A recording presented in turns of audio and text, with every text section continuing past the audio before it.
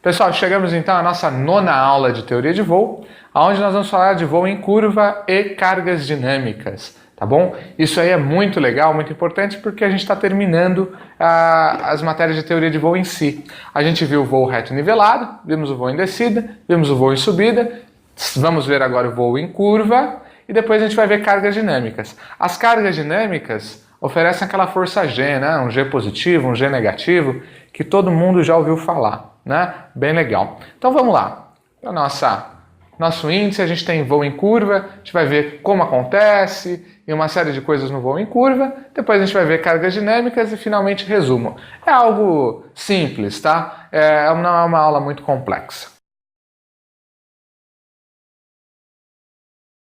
Como é que acontece o voo em curva? Quando a aeronave ela inclina as asas, como está acontecendo isso, a sustentação que está sempre perpendicular à corda inclina junto. Então, esse vetor aqui é a sustentação, ok? Esse vetor aqui é o peso. E aí a gente tem uma decomposição da sustentação. Parte vem para cá e parte vem para cá. Vamos imaginar um peso de 1.200 kgfm, ok?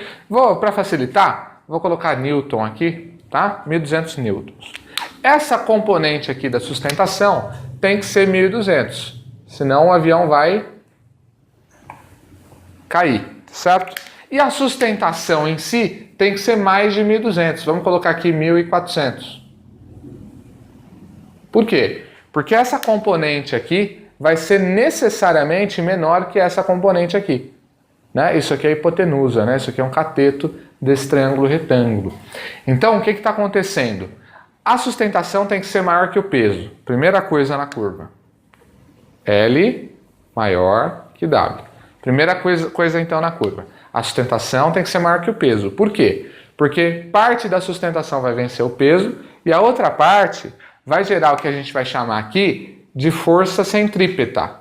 O que é força centrípeta? É a força que puxa para o centro da curva. Então o que está fazendo curvar é a sustentação. Só que a sustentação não pode deixar de ganhar do peso. Então a sustentação tem que ser maior que o peso. Então a sustentação 1.400 para dar essa componente aqui de 1.200 igual ao peso e dar uma componente aqui de, sei lá, uns 300. Vamos imaginar aqui uns 300 de força centrípeta. Ok? Tranquilo?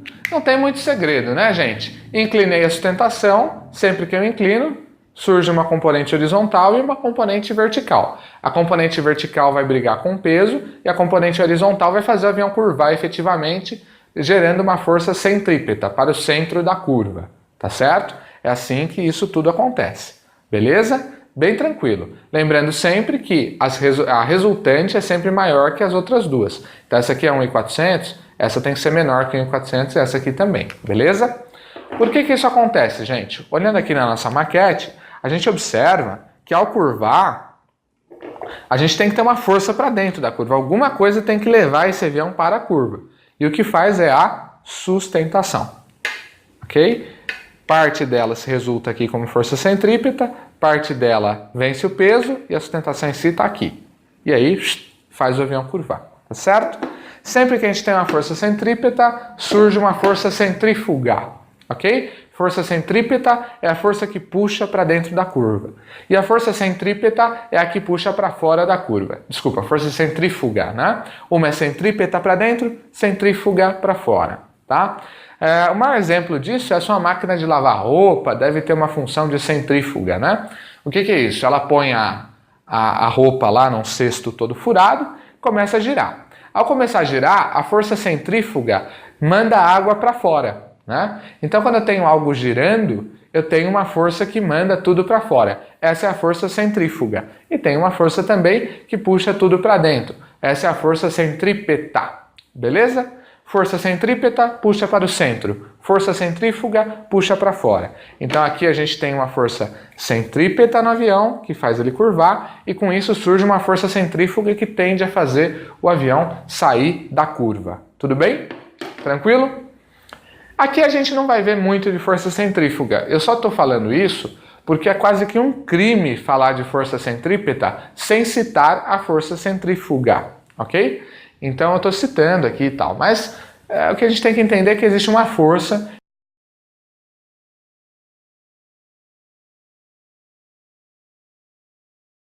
Pessoal, agora nós vamos falar de cargas dinâmicas. O que são cargas e o que são dinâmicas? Muito simples, né? Cargas são aquelas coisas que são impostas na estrutura do avião. Cargas, evidentemente, sob o olhar aeronáutico, né? Cargas são aquelas forças que são colocadas na estrutura do avião. Existe uma força que tende a fazer essas asas aqui baterem palma, né? É um monte de coisa complicada aqui, tá certo? E dinâmicas são aquelas que acontecem em voo, né? Em virtude do movimento. Dinâmica quer dizer movimento, né? Movimento. Então as cargas são cargas em movimento, cargas em virtude do movimento do voo, né? Existe uma carga absurda na asa, porque ela faz uma força, e aí a fuselagem faz uma força para baixo, e ela, né, gera uma pressão aqui, e são essas cargas, são as cargas dinâmicas, tá? Tranquilo? Então, isso que são cargas dinâmicas, já expliquei. A gente tem dois tipos, cargas horizontais e cargas verticais, tá certo? As cargas horizontais são as cargas que puxam a asa aqui para fora, esticam a fuselagem desse jeito, né? O arrasto é uma carga horizontal, né, contra a tração e tal.